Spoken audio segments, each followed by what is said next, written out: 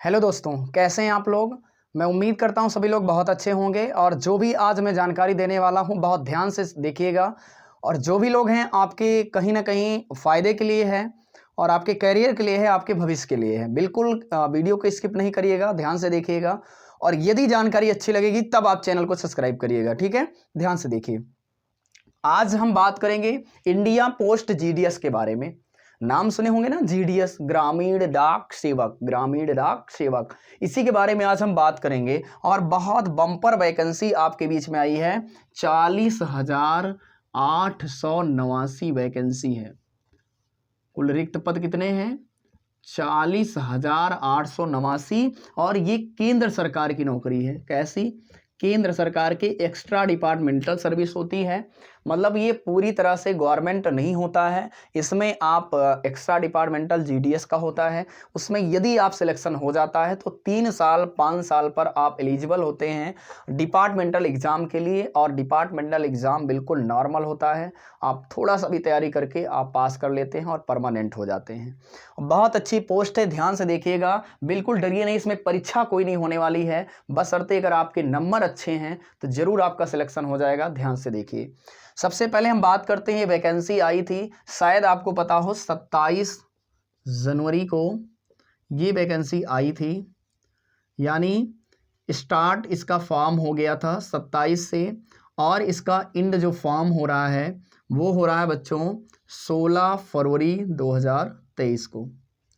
बिल्कुल नहीं चूकिए, last time का इंतजार ना करिए। फीस को देखकर आप पीछे ना हटिए, अच्छे तरीके से फॉर्म को भर दीजिए, बस जानकारी के साथ, सही जानकारी के साथ।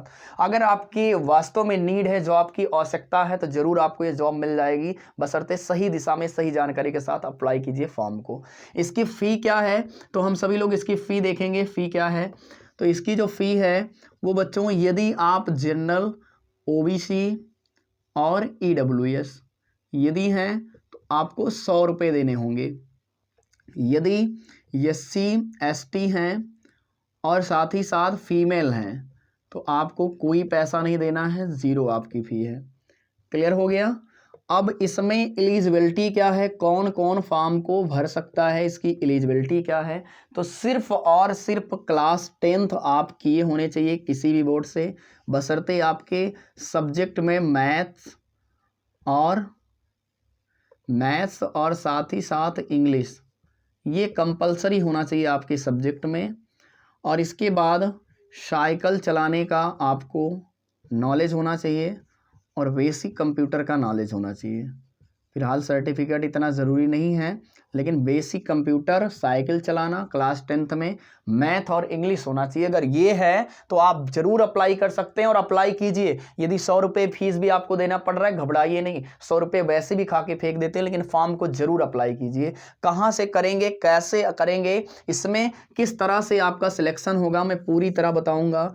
एज इसमें क्या है, पहले बच्चों ध्यान से देखिए। एज है 18 से लेकर आप 40 वर्ष के बीच में हैं तो अप्लाई कर सकते हैं, ठीक है। इसमें रिलैक्सेशन भी मिलता है, आपको छूट मिलती है एज का। इसमें बच्चों एससी और एसटी को 5 साल की छूट मिलती है। कितना? 5 ईयर का।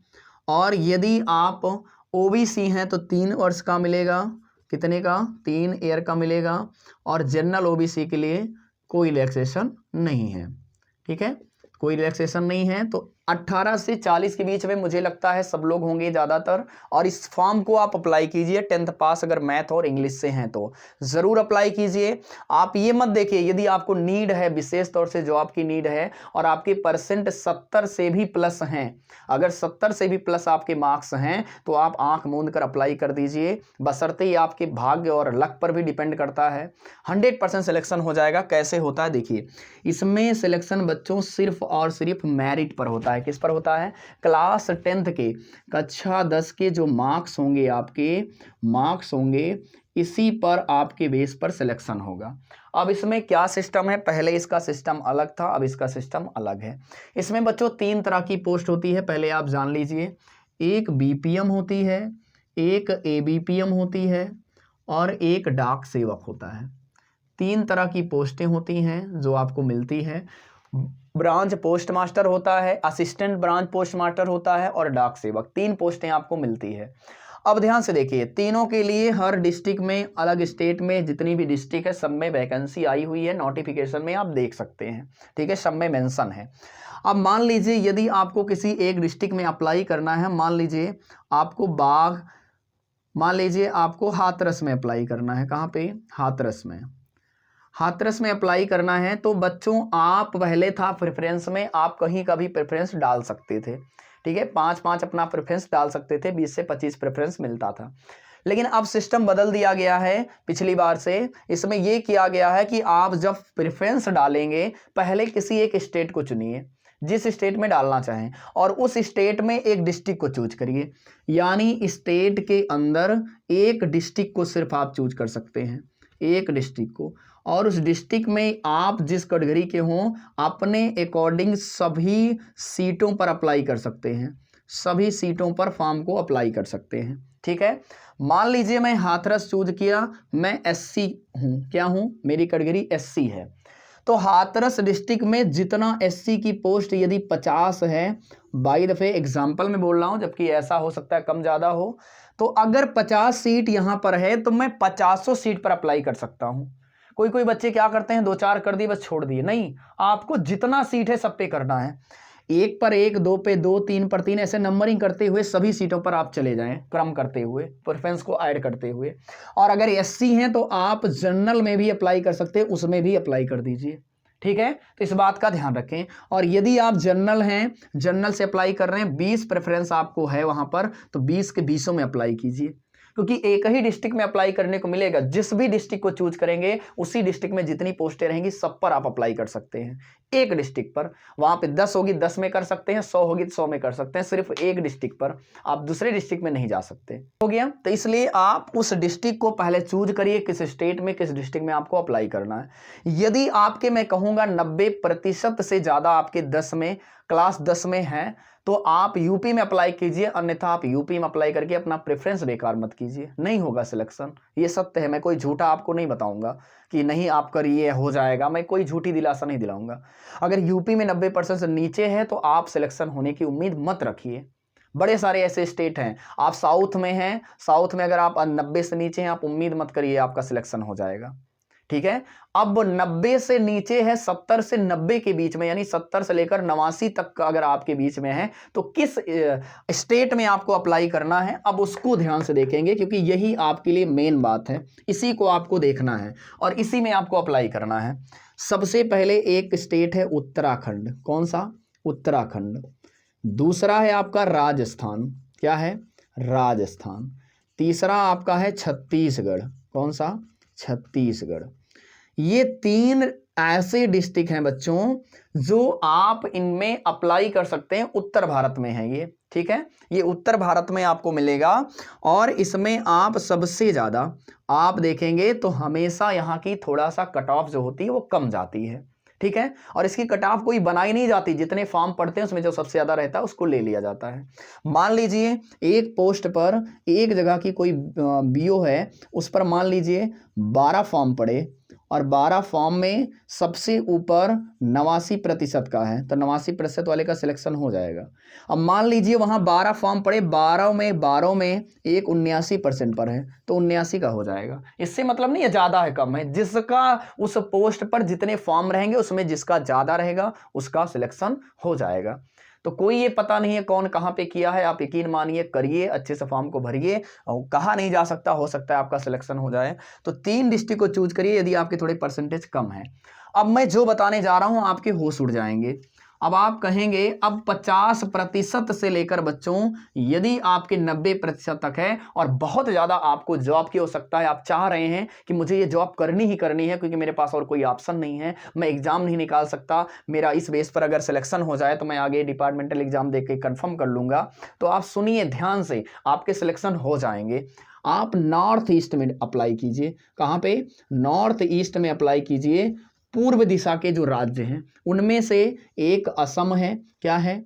असम है, त्रिपुरा है, मिजोरम है, नागालैंड है, मणिपुर है, इन जगहों में आप अप्लाई कीजिए। अगर आपके 60% भी हैं तो मैं कहूँगा 100% आपका सिलेक्शन हो जाएगा। बशर्ते वहाँ पे आपको रहना होगा, झेलना पड़ेगा 1 साल, क्योंकि 1 साल के बाद ही प्रावधान है आपको प्रमोशन अपना ट्रांसफ़र लेने का अपने होम डिस्ट्रिक्ट में, इसलिए 1 साल रहना पड़ेगा। और नॉर्थ ईस्ट में यदि आप अप्लाई करते हैं तो 110% है आपका सिलेक्शन हो जाएगा।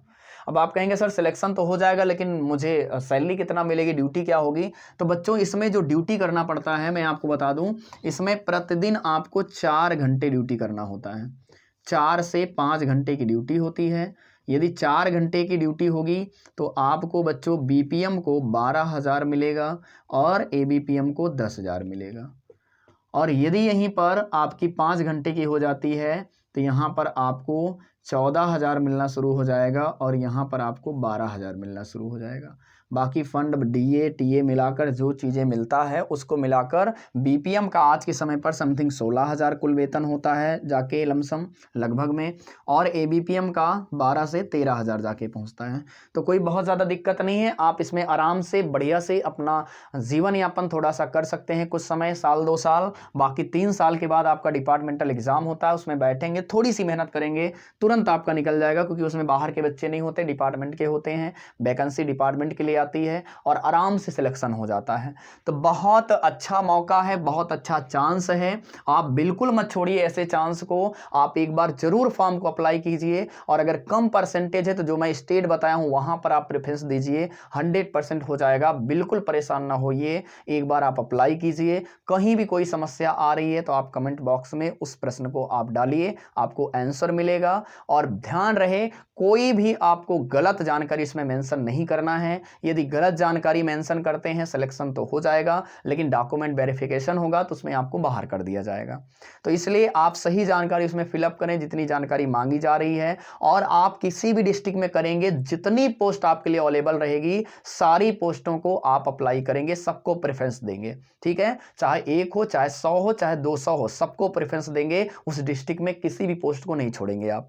ठीक है, हो सकता है किसी भी पोस्ट पर आपका ही नंबर सबसे ज्यादा हो तो आपका सिलेक्शन हो जाए। ठीक है, तो इसमें कोई जरूरी नहीं कि गवर्नमेंट बनाती है इसका मेरिट या फिर आयोग बनाता है, ऐसा कुछ नहीं है। इसमें उस पोस्ट पर जिसके ज्यादा मार्क्स होते हैं उसी को ले लिया जाता है। तो इसलिए आप अप्लाई कीजिए, बिल्कुल नहीं छोड़िएगा और अच्छे तरीके से पूरे सही जानकारी के साथ आप फॉर्म को भरिएगा। ठीक है बच्चों, जय हिंद, जय भारत। मिलते हैं अगली वीडियो में।